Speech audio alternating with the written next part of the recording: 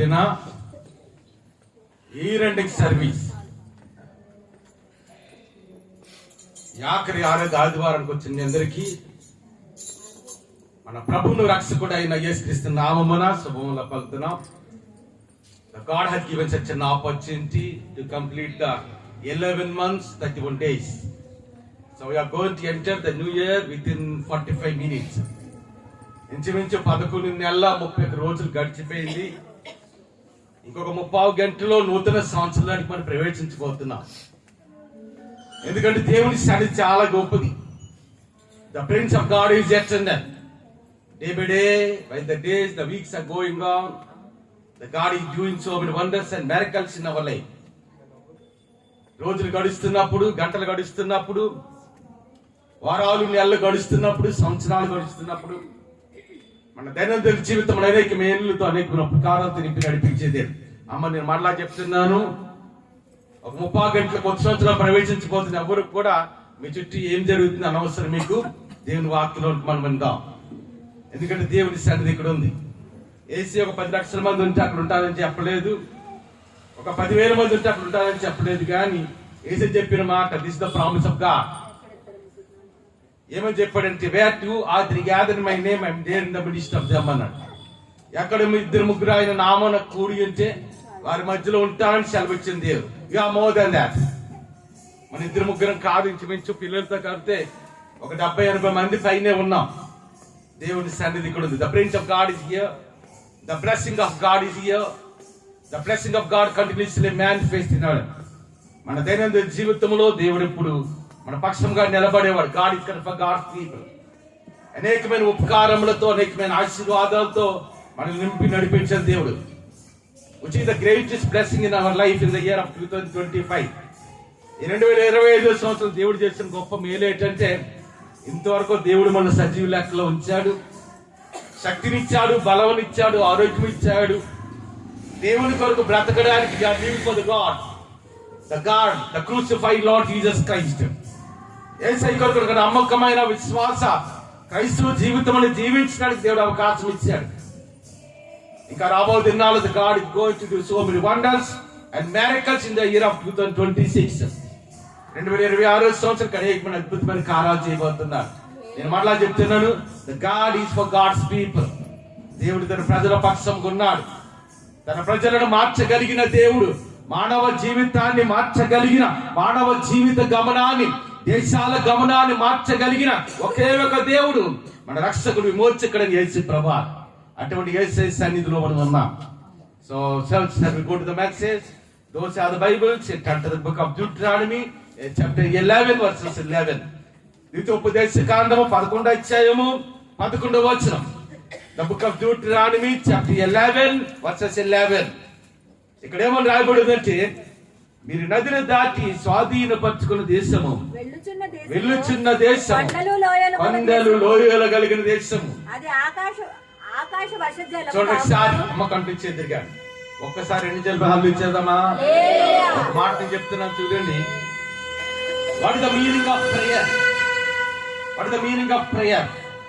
The prayer means you are speaking with God. ప్రార్థన అంటే దేవునితో మనం మాట్లాడడం.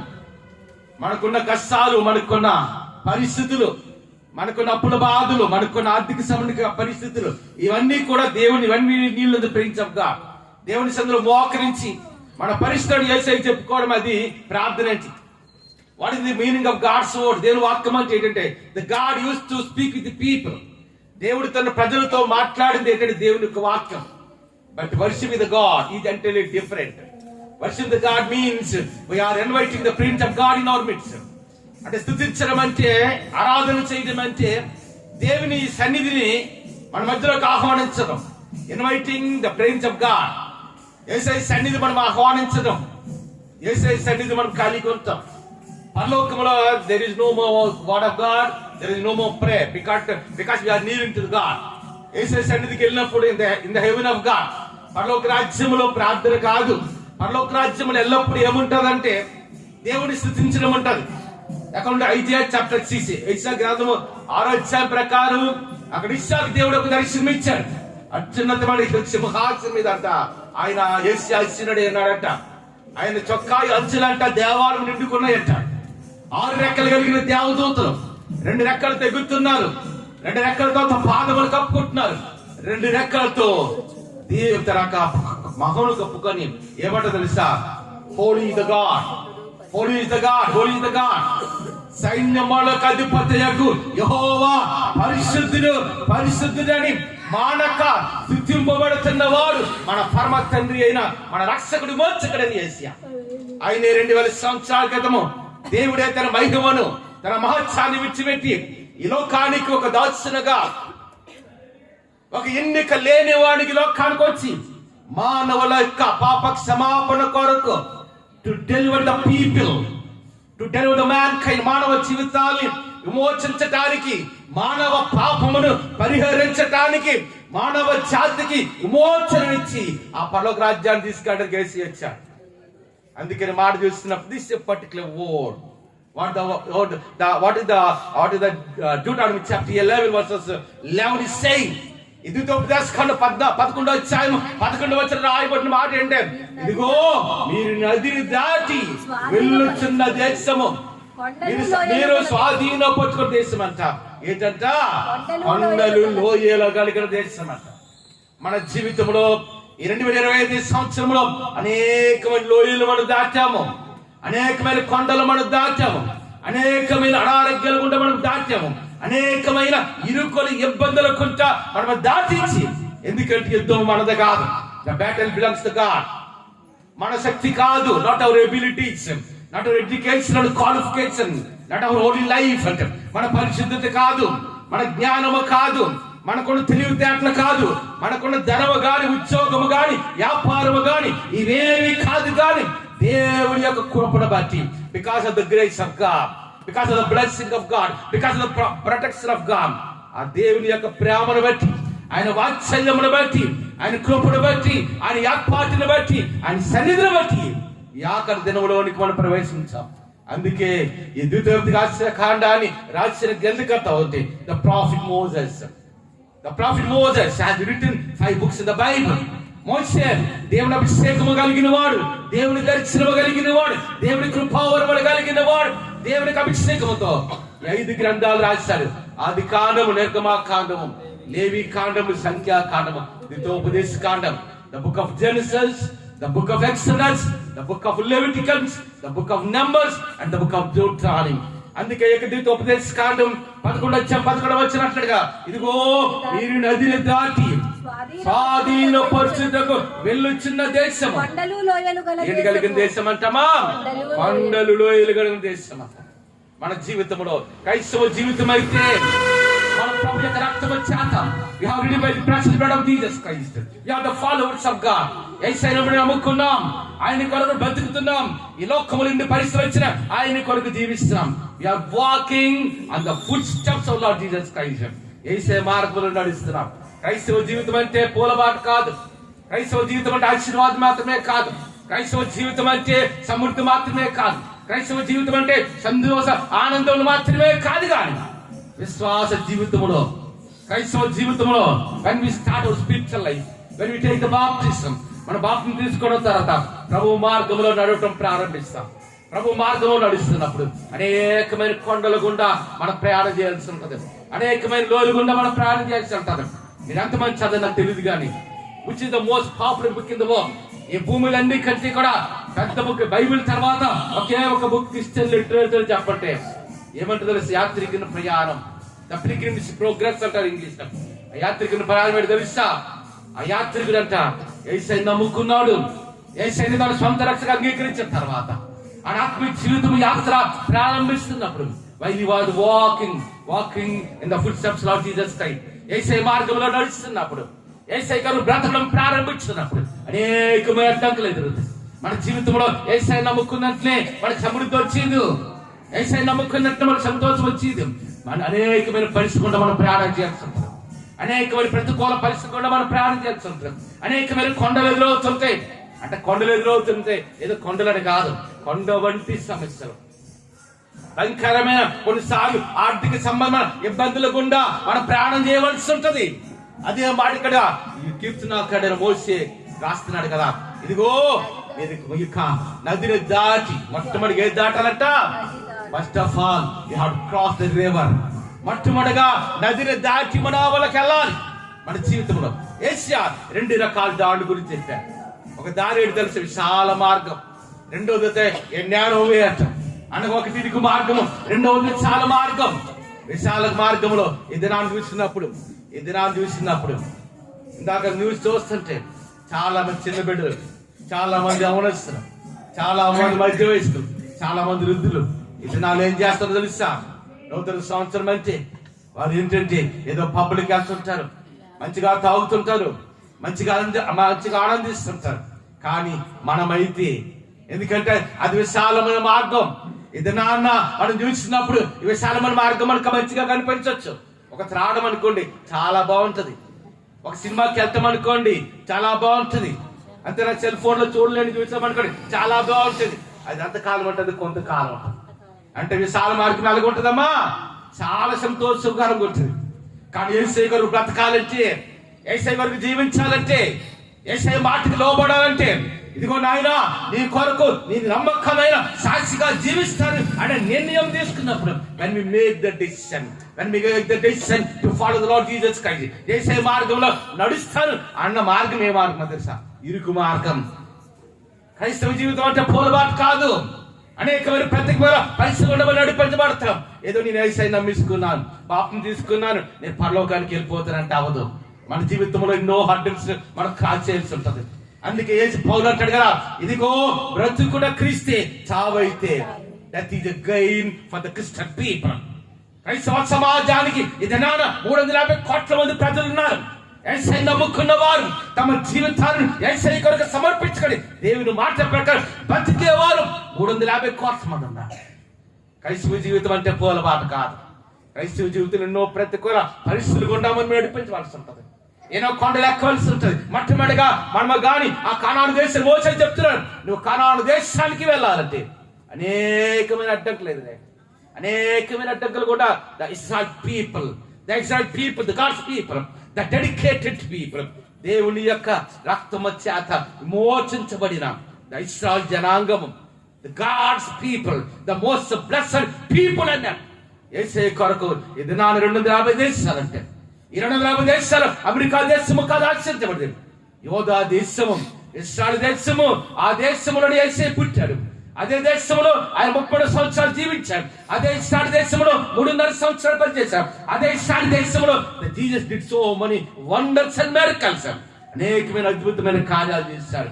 అదే ఇశ్రాయేలు దేశంలో మానవుల కొరకు రక్తము కార్చి ప్రాణము పెట్టి సమాధి చేయబడి 3వ దినాన తిరిగి లేచిన మన రక్షకుడి మోచకుడు యేసయ్య. యేసయ్య జీవితంలో అనేకమైన పరిస్థితులు కూడా నడిపారు. ఒక మాట గుర్తుంచుకోండి, యేసు ప్రభువు గాని శిలువ యాగము అవ్వలేనట్లయితే మానవ పాపము పరిహరించబడేది కాదు. Only the blood of Jesus Christ will cleanse the sins. మానవ పాపమును పరిహరించగలిగిన శక్తి కేవలం యేసు రక్తముతో ఉంది. ఈ భూమి మీద బంగారం అంతా కూడా, వెండి గాని వజ్రాలు గాని కొన్ని కోట్ల సంపద తీసుకొచ్చి వచ్చిన ఒక పాపిని రక్షించడానికి అవకాశం లేదు. ఒక పాపి రక్షించబడాలంటే ఆ దేవుడు మానవుల కొరకు శిలువ యాగమవలసిందే.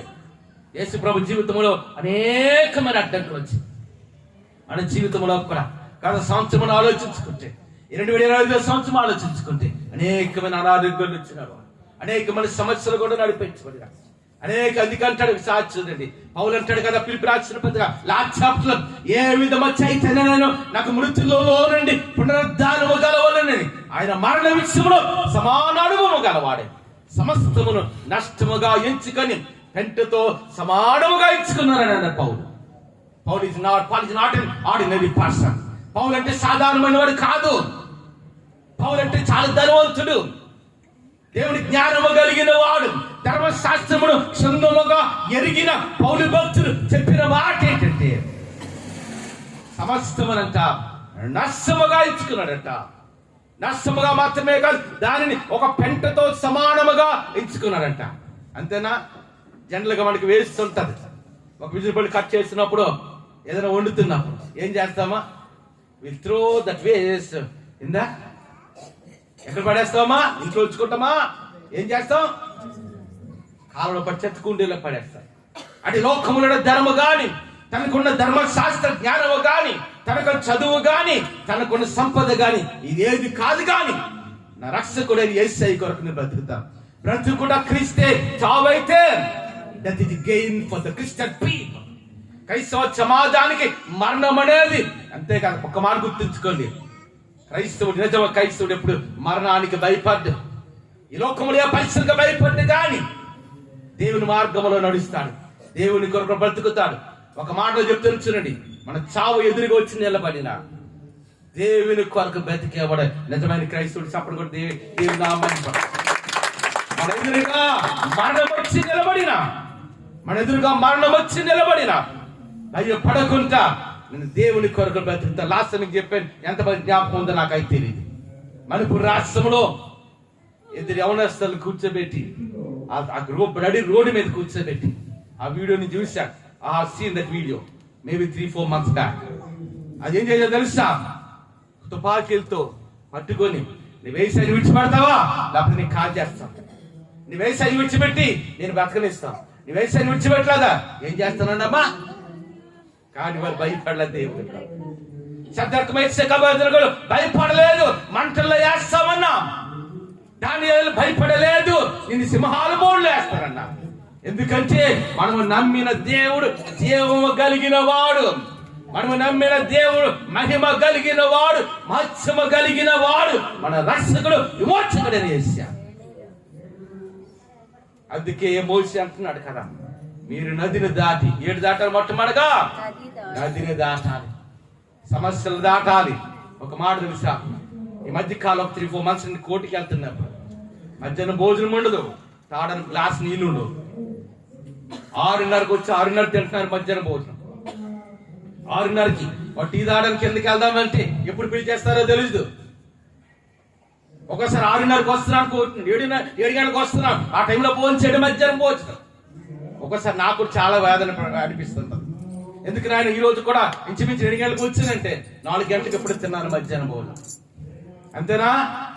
You need the patience to reach the blessing of God. మన జీవితంలో దేవుని యొక్క ఆశీర్వాదము పొందగలగాలి అంటే మన జీవితంలో ఏం కలిగి ఉండాలంట? ఓపిక. The patience makes such a difference in our life. ఓపిక అనేది మన జీవితంలో. అందుకని పౌలు అంటాడు, ఎప్పుడు రాసిన పత్రిక ఆ కార్యం వచ్చినప్పటికీ ఏమన్నాడు తెలుసా? విశ్వాసమునకు కర్తయు దాన్ని కొనసాగించేవాడైన యేసు వైపు చూచుచు దాకుంచబడిన పందెములో ఓపికతో పరిగెడుతున్నాడట. ఎలాగమ్మా? ఓపిక తెచ్చుకోవాలి. కొన్నిసార్లు ఓపిక తెచ్చుకోవాలి. బలహీనత వచ్చిన ఓపిక ఉండదు శరీరంలో. ఒక ప్రతికూలం పరిస్థితులు నడిపించబడుతున్నప్పుడు, ఎందుకంటే మేము కూడా మనుషులమే, మాకు అనేకసార్లు ఓపిక నశించిపోయింది.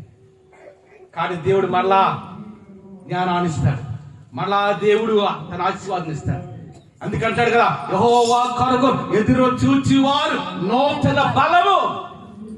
When we wait upon the Lord, when we seek the Prince of God in our life, మన జీవితంలో ఎప్పుడైతే ఓపికతో పరిగెడుతుంటామో, మనకి లోకములో అయితే ఓపిక ఉండదు. కానీ యేసు వైపు చూడాలి. We have to look at the crucified Lord Jesus Christ. యేసయ్య వైపు మన జీవితంలో చూడాలి. నీ ఉద్యోగాన్ని చూసుకోక, నీ వ్యాపారాన్ని చూసుకోక, నీ కష్టకాలం భార్యను బిడ్డలో చూసుకోక, నీ భర్తను చూసుకోక, అందరికంటే గొప్పవాడు మన రక్షకుడు విమోచకుడు యేసయ్య. ఆయన విశ్వాసమును కర్తయు, ఆయన కొనసాగించేవాడు యేసు వైపు చూచొచ్చు. ఎలా పరిగెట్టాలంటమ్మా? ఓపికతో కట్ట. కష్టాలు వస్తే ఇంగ్లీష్ లో ప్రేయర్ పట్టదు. Men may come and men may go, but the world remains the same. మనుషులు పుడతారంట, మళ్ళీ అంతే కాదా? మంచిగా ఆకాశం మబ్బులు అనుకోండి, మిట్ట మధ్యాహ్నం 12 సూర్యుని కాంతి భూమి మీదకి రాదు. కానీ ఆ మబ్బులను ఒక దినాన్ని తొలగిపోతే, ఎప్పుడైతే మబ్బులు తొలగిపోయా సూర్య కాంతి మళ్ళా. అలాగే మన జీవితం అంతే. కొన్నిసార్లు మబ్బులు వంటి సమస్యలు వస్తుంటాయి, కొన్నిసార్లు ఆర్థిక ఇబ్బందులుగా నడిపించవలసి ఉంటాయి. ఒక్కోసారి మనం అనుకుంటాం కదా, అయ్యో నాకు దినాన్ని 80,000 జీతం వస్తుంది, నెలకి ₹1,00,000 జీతం వస్తుంది, 2 లక్షల జీతం వస్తుంది. యూరోపియన్ కంట్రీస్కి వెళ్తే నెలకి 10 లక్షలు, 15, 20, 40, 50 లక్షలు వస్తాయి నాకు జీతం. దుబాయ్లో చూశాను, అక్కడ 20 లక్షల జీతం కూర్చున్నాడు నెలకి. కానీ ఒక దినం వస్తుంది వాళ్ళ జీవితంలో. జోబీలో 10 రూపాయలు ఉండవు, మన జోబీలో 10 రూపాయలు కూడా ఉండవు. జీవితాంతం సంతోషం అని గుర్తించుకోండి. జీవితాంతం ఆనందం మాత్రం ఉండదు. కొన్నిసార్లు ప్రతికూల పరిస్థితులు గుండా ప్రతి క్రైస్తవుడు నడిపించబడవలసిన అవసరం మన జీవితంలో ఖచ్చితంగా ఏర్పడతాం. అందుకంటున్నాడు, ఇదిగో మీరు నదిని దాటి స్వాధీనపరుచుకొని దేశం కొండలు లోయలు కలిగిన దేశం అంట. యేసుని నమ్ముకున్నాం, ఆయన కొరకు బ్రతుకుతున్నాం, ఆయన కొరకు జీవిస్తున్నాం. మన జీవితంలో ఎన్నో ప్రతికూల పరిస్థితులు వస్తుంటాయి, అప్ అండ్ డౌన్స్ ఉంటాయి. It's a common thing in our life. అన్యులు అంటారు, ఏమంటారు తెలుసా? కలిమిలేములు ఏటమ్మా, కలిమిలేములు కావడి కొండలు, కావడికి 2 కుండలు ఉంటాయి, ఒక కుండ ఉండదు. అలాగే మన జీవితంలో కూడా జీవితం అంతా సమృద్ధి ఉండదు. ఒక రోజున 10,000 పెట్టుకుని బయటకు వెళ్తుంటాం. ఒక రోజున కనీసం సోడా తాగుదామని 10 రూపాయలు మన జీవితంలో లేని జోబు లేని పరిస్థితి వస్తుంది. మనం అనుకుంటాం, అయ్యో నాకు 4 లక్షలు వస్తుంది, 10 లక్షలు వస్తుంది. That is not the real life for you. అది శాశ్వతంగా ఉండదు. ఒకటే కాలంలో సమృద్ధి ఉంటుంది. అందుకే పట్టిందని ఏంటో తెలుసా? మట్టి పట్టుకుంటే బంగారం అవుద్దంట. కొన్ని దినాలు చూసండి, మట్టి పట్టుకుంటే ఏంటవుద్దామా అంటే మట్టి పట్టుకుంటే బంగారం అవుద్దని కాదు, అదొక సామెత. It's a parable in our Indian culture. భారతదేశంలో ఉన్న సామెత, ఒక సామెత ఏంటంటే పట్టిందేలా బంగారం అంత, మట్టి పట్టుకుంటే బంగారం అవుద్దంట. ఒక కాలం వస్తుంది, బంగారం పట్టుకుంటే ఏంటవుద్దమ్మా? The gold will become the man. ఒకసారి మట్టి పట్టుకుని బంగారం అవుతుంది. మన జీవితంలో సమృద్ధి ఉన్నప్పుడు ఒకటి కాలంలో బంగారం పట్టుకుని ఏంటవుద్దమ్మా?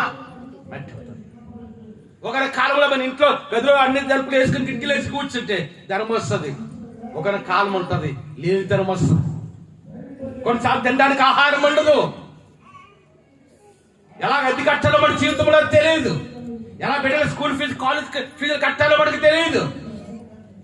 ఎలా లోన్ అమౌంట్ కట్టాలో మన జీవితంలో అటువంటి పరిస్థితులు వస్తాయి. ఇవన్నీ కూడా కొండల వంటి సమస్యలు, లోయల వంటి సమస్యలు.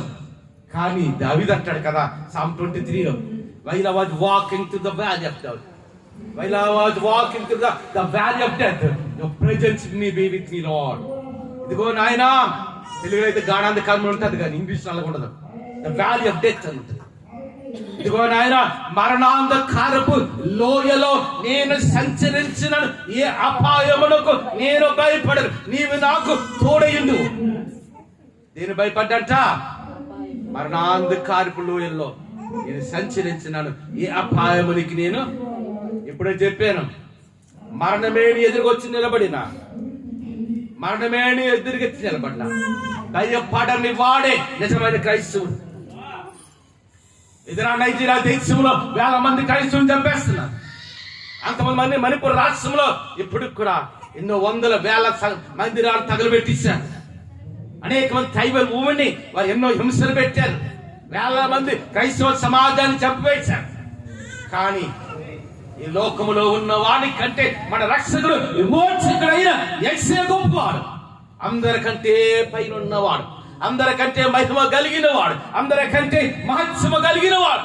భూమి మీద గాని ఆకాశంలో గాని సర్వ సృష్టిలో కూడా ఉన్నతమైన వాడు మన రక్షకుడు విమోచకుడైన యేసు చెప్పిన మాట తెలుసా? ఇదిగో పరలోకమందును భూమి మీద నాకు సర్వాధికారం, అథారిటీ బిలాంగ్స్ టు గాడ్. దేవుని కంటే గొప్పవాడు గాని, ఆయన కంటే మహిమ కలిగిన వాడు గాని, ఆయన కంటే మహత్సమ కలిగిన వాడు ఈ సర్వ సృష్టిలో ఎవరు లేరు. ఆయనే సృష్టికర్త, the creator of the universe, the almighty God, the living God in our life. ఆయనే జీవము కలిగిన వాడు, ఆయనే మహిమ కలిగిన వాడు, మహత్సమ కలిగిన వాడు, మరణాన్ని జయించిన వాడు, మన రక్షకుడు విమోచకుడు యేసు ప్రభువా. అందుకంటున్నాడు, ఇదిగో ఈ నదిని దాటి స్వాధీన పరుచుకున్నకు వెళ్ళొచ్చిన దేశము కొండలు లోయలు కలిగిన దేశం. ఏ దేశం అంట? యేసయ్య మార్గం నడుస్తున్నప్పుడు ఎన్నో పరిస్థితులు వస్తాయి. నా జీవితంలో ఎన్నో పరిస్థితులు ఎదుర్కొన్నా, ఎన్నో భయంకరమైన పరిస్థితులు. కానీ దేవుని వాగ్దానం ఏంటి తెలుసా? I won't leave you, I won't forsake. నిన్ను వీడివాను ఎడబాయినని వాగ్దానము చేసిన వాడు మన రక్షకుడు విమోచకుడు యేసయ్య. నీ భార్య నిన్ను విడిచిపెట్టొచ్చు, నీ బిడ్డలను విడిచిపెట్టొచ్చు, నీ తల్లిదండ్రులను విడిచిపెట్టొచ్చు. Even your mother and father will forsake you. Even your husband forsake you. Even your children forsake you. But God won't forsake us. ఈ లోకం నేను భర్తని విడిచిపెట్టొచ్చు, నీ బిడ్డలను విడిచిపెట్టొచ్చు, ఒకటి కాలం ఉద్యోగం నేను పోవచ్చు, కానీ యేసయ్య మాత్రము మనల్ని విడిచిపెట్టే దేవుడు ఎంత మాత్రము కాదు. అటువంటి దేవుణ్ణి మనం నమ్మాం, సాధారణమైన దేవుణ్ణి మనం నమ్మలేదు. అందుకే Psalm 144 ఉంటుంది, కీర్తన గ్రంథం 144 అధ్యాయంలో ఉంటుంది. ఎట్టి స్థితి గలవారు ధన్యులు, యెహోవా తమకు దేవుడు గాగల జనులు. Bless that God's people. ఇతరాన్ని ఉండి 100 కోట్ల మంది యేసయ్య నమ్మారంటే దాని కారణం ఏంటంటే మన రక్షణ విమోచకుడైన యేసయ్య జీవము కలిగిన వాడు. నేను మరలా చెప్తాను, యేసు తప్పితే వేరొక రక్షకుడు గాని, యేసయ్య తప్పితే వేరొక దేవుడు గాని ఈ సర్వసృష్టిలో ఎవరు లేరు. ఆయన నిజమైన దేవుడు, ఆయన మహిమ కలిగిన వాడు. మనల్ని ఎప్పుడు విడిచిపెట్టే దేవుడు కాదు. ఇశ్రాయేలు అనేక సార్లు యేసయ్యను విడిచాడు. Many times in the east of the side people, many times they left from God. అనేక సార్లు దేవునికి దూరముగా వెళ్ళిపోయారు, అనేక సార్లు దేవునికి అవిధేయులుగా వెళ్ళిపోయారు, అనేక సార్లు దేవుని మాటకు అవిధేయులుగా అయినప్పటికీ కూడా దేవుడు వారిని విడిచిపెట్టలేదు. We have to realize one thing in our life. మన జీవితంలో ఒక విషయం అర్థం చేసుకోవాలి, నా దేవుడు మాత్రము నన్ను ఎట్టి పరిస్థితిలో విడిచిపెడతాడా? విడిచిపెట్టే దేవుడు ఎంత మాత్రం కాదు. మనకు రక్తము కాచిన మన యేసయ్య మనం ఎప్పుడు విడిచిపెట్టాం. మనకు సమృద్ధి ఉన్నప్పుడు విడిచిపెట్టాం, మనకు లేనితనం ఉన్నప్పుడు విడిచిపెట్టాం, మన కష్టాలు గుండా ప్రయాణం చేసినప్పుడు విడిచిపెట్టాం, కొన్నిసార్లు అనారోగ్యాలు గుండా మనం ప్రయాణం చేసినప్పుడు విడిచిపెట్టడం. అని సన్నిధి ఏ దినమైతే మనం యేసయ్య నమ్ముకున్నాం, ఏ దినమైతే మారు మనసు పొంది బాప్తిసం తీసుకొని ప్రభు మార్గంలో నడవడం ప్రారంభించాం, మరణము వరకు ప్రభు యొక్క రెండవ రాకట వరకు కూడా మళ్ళీ విడిచిపెట్టి దేవుడు ఎంత మాత్రం కాదు. ముదిము వచ్చే వరకు నిన్నెత్తుకొని వాడు నేను వాగ్దానం చేసినాడు. అదే మాట అంటున్నాడు సాక్షి, మీరు నదిని దాటి స్వాధీనపరచుటకు వెళ్ళుచున్న దేశం, కొండలలో ఎలుగలిగిన దేశం. అమ్మ ఆ ప్యాస్ లాస్ట్ వచ్చి చదవండి, టైం అవుతుంది.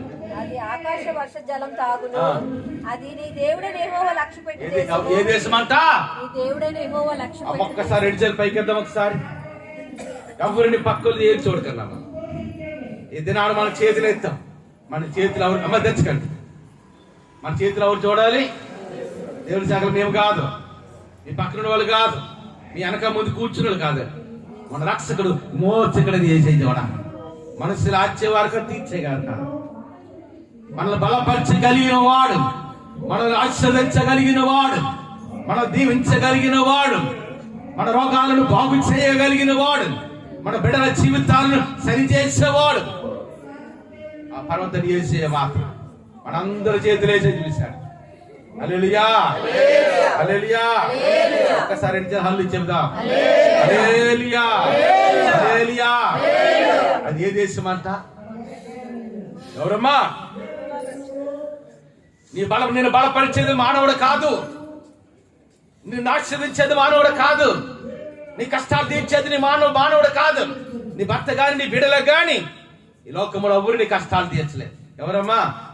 Only the crucified lord Jesus Christ will give the deliverance. మనుషులు ఎవ్వరు కాదు, కానీ మన జీవితంలో దేవుని మీద ఆధారపడి నేర్చుకోవాలి. You have to depend on the God. We have to depend on God's word. We have to pick the promise of God in our. మన జీవితంలో దేవుని వాగ్దానాన్ని పట్టుకోవాలి, దేవుని మీద ఆధారపడటం నేర్చుకోవాలి. అందుకే ఎవరి మనసు నీ మీద అనుకున్నావు వారిని పూర్ణ శాంతి గలవాడు చేస్తాడు. మనం విడిచిపెట్టేది అంత మాత్రం కూడా కాదు. అందుకంటాడు ఇశ్రాయేలు దేశాన్ని దేవుడు లక్ష్య పెట్టే దేశం. A small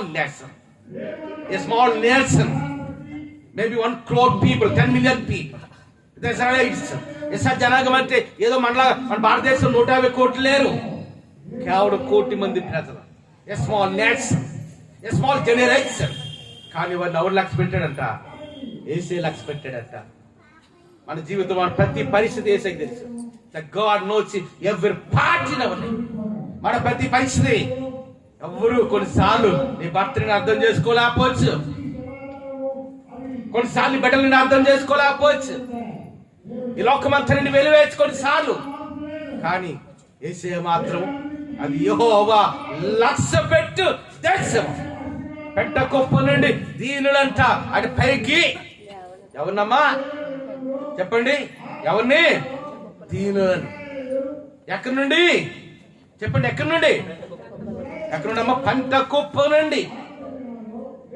మన జీవితంలో చూస్తుంటాం, ఎప్పుడైనా మనం ఎక్కడికైనా ప్రయాణం అవుతున్నాడు, పెంట కుప్ప మీద కొంతమంది చిన్న బిడ్డ ఆ ముచ్చి కవర్లు, ఆ పేపర్స్ కవర్స్, వాటర్ బాటిల్స్, అది పెంట కుప్ప మీద. అంటే ఎన్నిక లేని వారిని ఎన్నిక గలవారుగా చేయటమే దేవుని గొప్పతనం. మనం దేన స్థితిలో ఉన్నప్పుడు లోకము చేత విసర్జించబడిన when the people will reject us, మన మనుషుల చేత మనం వెలివేయబడినప్పుడు.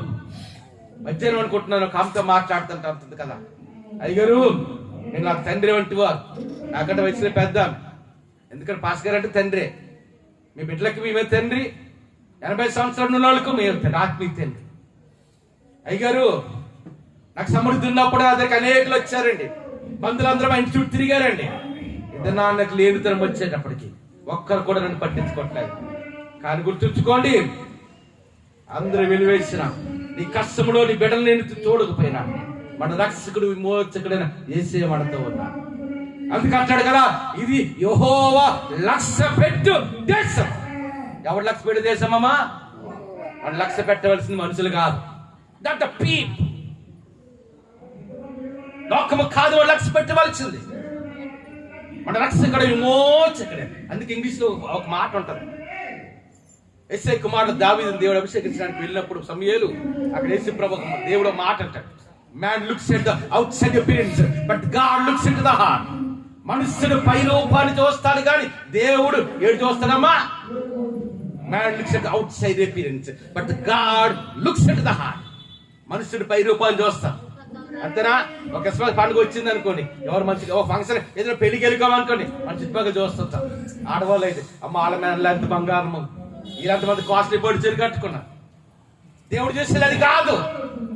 నీకున్న ధర్మ దేవుడికి అవసరం లేదు, నీకున్న ఉద్యోగ వ్యాపారాలు దేవుడికి అవసరం లేదు, నీకున్న అందం చందాలు దేవుడికి అవసరం లేదు.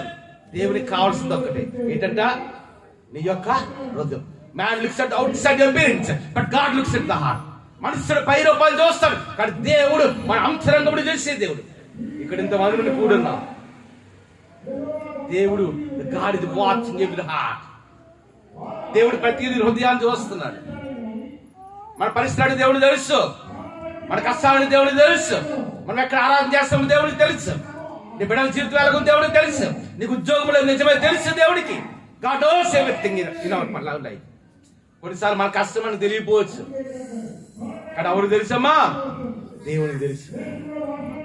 ఎవరి పార్టీన మన జీవితంలో ప్రతి విషయం తెలుసు. అందుకంటున్నాడు అది యెహోవా లక్ష్యపెట్టు దేశం. తర్వాత నీ దేవుడైన యెహోవా కన్నులు. ఎవరి కన్నులు? చెప్పండి గట్టిగా, నాకు వినపట్టలేదు. నీ దేవుడైన యెహోవా. ఎవరి కన్నులమ్మా? ఎవరి కన్నులు? దేవుని కన్నులు అంట. The God have to look at the people. దేవుని యొక్క దృష్టి మన మీద ఉండాలి. అందుకంటున్నాడు యెహోవా కన్నులు జీవము కలిగిన, మహత్సము కలిగిన, ప్రభావము కలిగిన ఆ సృష్టికర్త యేసు యొక్క కన్నులు అంట. అమ్మా ఎప్పటి నుండి ఎప్పటి వరకు? సంవత్సరాది మొదలుకొని ఎప్పుడుందమ్మా? జనవరి 31వ తారీఖు నుండా, మార్చి 30వ తారీఖు నుండా, ఎప్పుడుండమ్మా? Beginning of year, the ending of year and our life. సంవత్సరాది మొదలుకొని ఇంకొక 10 నిమిషాల్లో మనం వెళ్ళిపోతాం నూతన సంవత్సరం. సంవత్సరం యొక్క ప్రారంభ దినములు మొదలుకొని యెహోవా కనుదృష్టంట తన ఎడల యథార్థ హృదయము గల వారిని బలపరచుటకై యెహోవా కనుదృశ్యం లోకమందంతటా సంచారం చేయుచున్నదట. అటు దేవుని కళ్ళు ఎప్పుడున్నామా? Beginning of year to ending of year.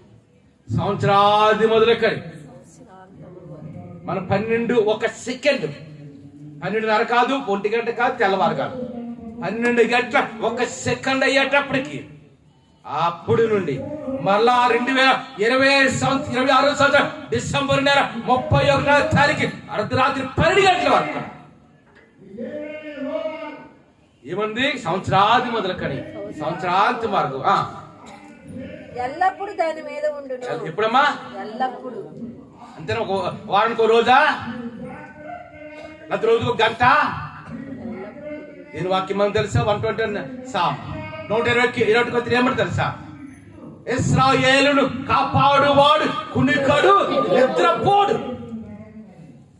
మనమంటే ఇప్పుడు 1 గంట తెలిగిస్తున్నాం అనుకోండి, మనకి ఏంటి వస్తుందమ్మా? కురుగుతుంటాం. ఒకసారి అలా కుర్చీలో కూర్చుకొని నేను నిద్రపోతుంటాను. పాస్టర్ గారు అంటారు, అయ్యగారు టైం అయిపోయింది పడుకోండి. కుర్చీలో పడుకోవడం ఏంటి? అంతేనా? అది కొనగడం అంతే. కొన్నిసార్లు మనకి బాగా నిద్ర వస్తున్నప్పుడు కుర్చీలో కూర్చుంటా కొంచెం కొనుగుతాం. కొనగడం అంటే డీప్ స్లీప్ కాదు, కొనుగుతుంటాం చిన్న కొంచెంగా. కానీ మనం నిద్రావస్థలు ఉన్నప్పుడు కూడా నిద్రపోకుండా మనల్ని కాపాడేవాడు మన రక్షకుడు విమోచకుడు యేసయ్య. అందుకంటాడు ఇశ్రాయేలును కాపాడువాడు కునుకడు. మన దేవుడు కునికే దేవుడు కాదు.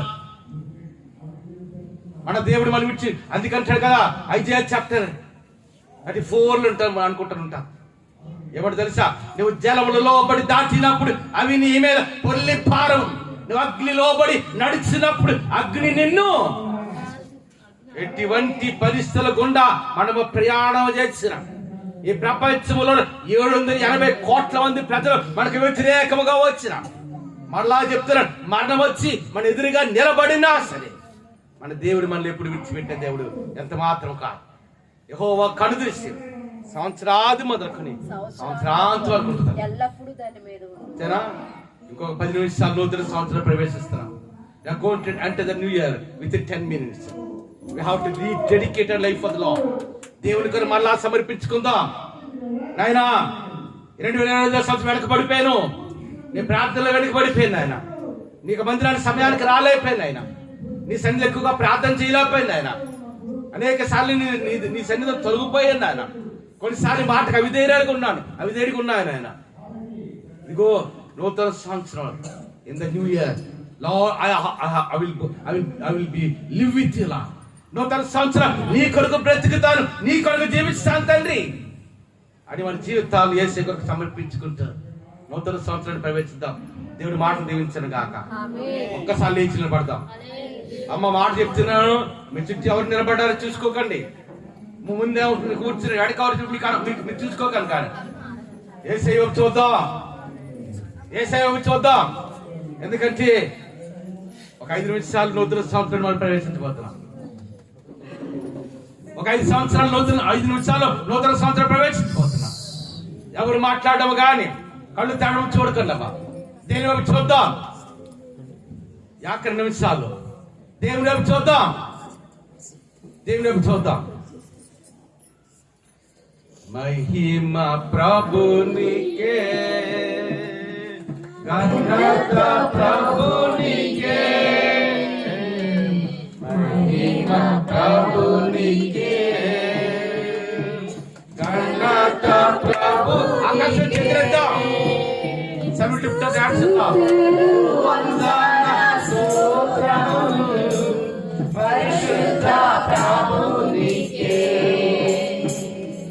స్తుతులు వందన స్తోత్రములు పరిశుద్ధ ప్రభునికే. ఎచ్చల్ పైకెళ్దాం.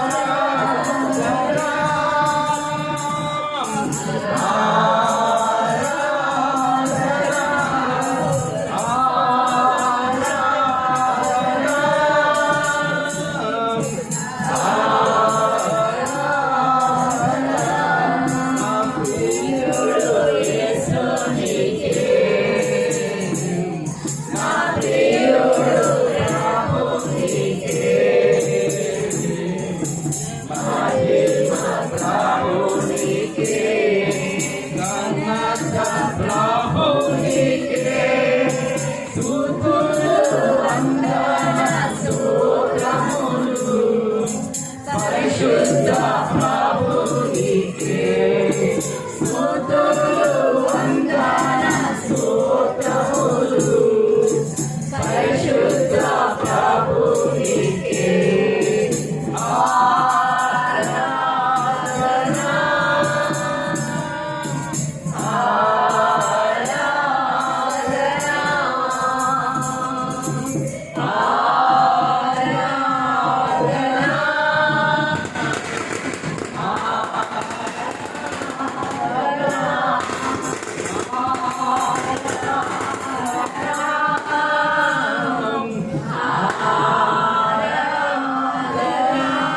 హల్లెలూయా. హల్లెలూయా. కళ్ళు ప్రార్థన చేస్తాం. మా మౌనం గుండా తల వంచుకొని ప్రార్థన చేస్తాం. పరిశుద్ధ రాజ్యము కలిగిన దేవ, నువ్వు మహిమ కలిగిన వాడు నాయనా, నువ్వు వాత్సవం కలిగిన వాడు నాయనా. 2000 సంవత్సరాల క్రితము ఆ పరలోక రాజ్యాన్ని విడిచిపెట్టి ఒక మానవుడిగా దీనికి లోకమును వచ్చేది. మా కొరకు రక్తము కార్చావు, మా కొరకు ప్రాణం పెట్టావు, సమాధి చేయబడి 3వ దినాన తిరిగి లేచావు నాయనా. 2 సంవత్సరం అంతా 2000 సంవత్సరంలో ఎన్నో ప్రతికూల పరిస్థితులు నడిపించబడుతున్నప్పుడు, ఎన్నో అనారోగ్యాలు నడిపించబడుతున్నప్పుడు, ఎన్నో ఇరుకులు ఇబ్బందులు నడిపించబడుతున్నప్పుడు, ఎన్నో అవమానాలు గుండా నడిపించబడుతున్నప్పుడు తండ్రి 2025 సంవత్సరం అంతా కొరకు తండ్రి ఈ పరిశ్రమ రెక్కల కింద కాచుకొని భద్రపరిచి నూతన సంవత్సరానికి వాళ్ళు ప్రవేశపెట్టారు. ఈ నూతన సంవత్సరం 2026 సంవత్సరంలో ఏసియాని కనుదేశం మా మీద ఉంచింది. నీ సన్నిధిని మా మధ్యలో తీసివేకినైనా 2026 సంవత్సరం తండ్రి మా జీవితాలకు ఆశీర్వాదకరంగా, ఆ బ్రతుకులకు దీవులకరంగా తండ్రి మమ్మల్ని, మా బిడ్డలు తండ్రి, మా కుటుంబాన్ని, మా సంఘాన్ని, యువత ప్రజలని తండ్రి, జనాంగాన్ని, ఈ ప్రపంచంలో ఉన్న క్రైస్తవ సమాజం అంతటి దీవించాం. 2026 సంవత్సరంలో ఈ అద్భుతమైన కార్యాలు మా పక్షంగా జరిగింది. ఈ సన్నిధి కొనుక్కున్నా, నువ్వు ఇచ్చిన ఆశీర్వాదం కొనుక్కున్నా, నువ్వు ఇచ్చిన దీవులు కొనుక్కున్నా, నువ్వు మాని ఎలా చూపించిన ప్రేమ వాత్సల్యము చాలా గొప్పది. నన్ను ఎటువంటి ఆశీర్వాదముతో, అటువంటి నీ సన్నిధితో 2026 సంవత్సరం అంతా నడిపించిన మమ్మల్ని, మా కుటుంబాన్ని, మా బిడ్డల తండ్రి నీ చేతికి అప్పగిస్తున్నాం తండ్రి. కాపాడండి, భద్రపరచండి తండ్రి. ఈ సమృద్ధిని ఎప్పుడు ప్రార్థన చేస్తున్నాం. మందిర విషయంలో కూడా 2026 సంవత్సరంలో అద్భుతమైన కార్యాలు జరిగించబోతున్నందు వల్ల ప్రతి ఒక్కరు పేరు చేశాం. యూట్యూబ్ లో, ఫేస్బుక్ లో ఈ వర్తమానం ఎవరైతే ఇస్తున్నారో వారు అందరూ దీవించుకున్నా నా కూడి ప్రతి ఒక్కరి పక్షంగా గొప్ప కార్యం జరిగిస్తున్నాం. ఆ నూతన సంవత్సరానికి మమ్మల్ని ప్రవేశపెట్టినందుకు ఒక్కసారి 2 చేతులు పైకి వెళ్తాం. ఒకసారి 2 చేతులు పైకి వెళ్తాం. నీకే వందనాలు తెలుస్తున్నాం, నీకే స్థుతులు తెలుస్తున్నాం, నీకే మహిమ ఘనత ప్రభావం తెలుస్తున్నాం. యేసు నామమున పేరట వేడుకొంచున్నాం తండ్రి. మీకందరికి కూడా నూతన సంవత్సర శుభాకాంక్షలు తెలుపుతున్నాం. దయచేసి మీ పక్కన ఉన్న వాళ్ళకి, అటువైపు ఇటువైపు ఉన్న వాళ్ళకి మీకు హ్యాపీ న్యూ ఇయర్ అని చెప్పండి. 2026 సంవత్సరం ప్రవేశించాం.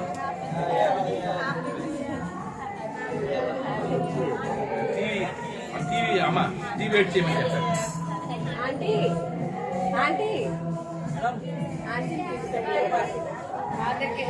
అమ్మ డైరెక్టర్ గారు ముందుకు రండి ఒకసారి. అమ్మ అక్కడ అక్కడ కూర్చుందాం.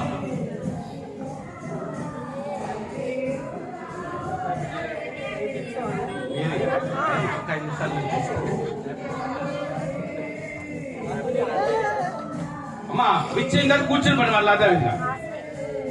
అమ్మా టీ పెట్టే వాళ్ళు వెళ్ళండి అమ్మా, లేట్ అవుతుంది. అమ్మ ఒక్కసారి ప్రవీణ్ ఫ్యాన్స్ ఒకసారి అజయ్ అజయ్ ప్రవీణ్ ఒకసారి వెళ్ళండి. ఫ్యాక్టరీకి వెళ్ళండి, అర్జెంట్గా ఫ్యాక్టరీకి వెళ్ళండి.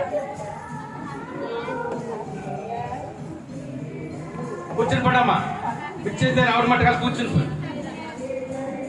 కూర్చుని పోదాం. ఓకేనా? తినండి. ఇంకా మంచిగా మరి టీ సపరేట్ చేయడం జరుగుతుంది.